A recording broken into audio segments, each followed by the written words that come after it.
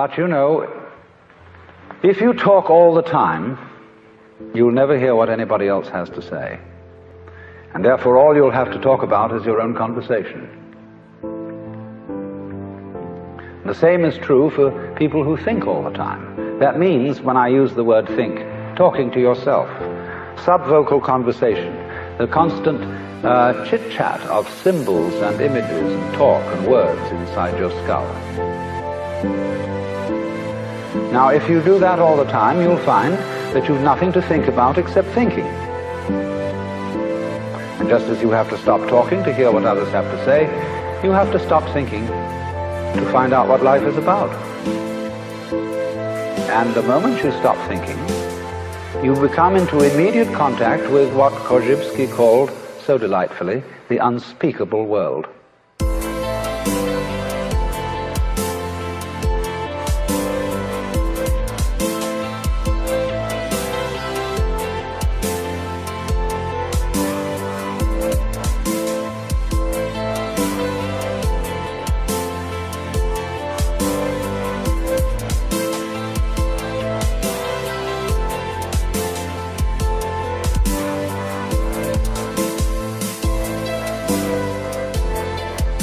The most ordinary sights and sounds and smells.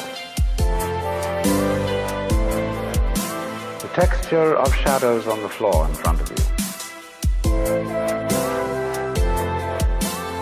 All these things without being named and saying, that's a shadow, that's red, that's brown, that's somebody's foot. When you don't name things any longer, you start seeing them. Because, say, when a person says, I see a leaf, immediately one thinks of a spearhead-shaped thing outlined in black and filled in with flat green. No leaf looks like that.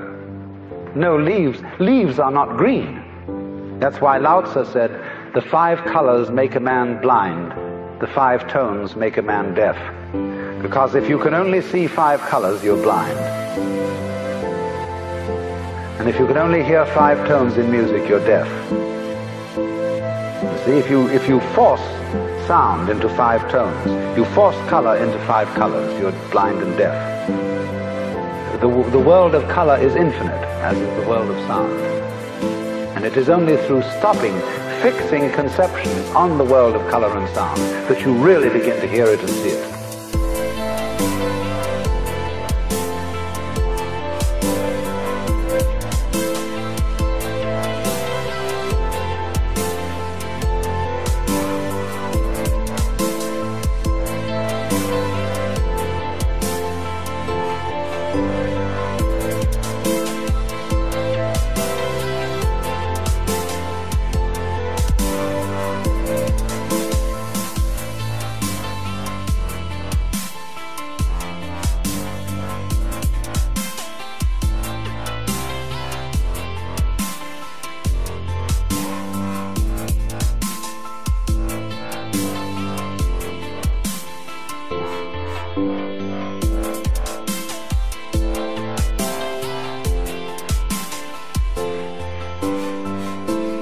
So,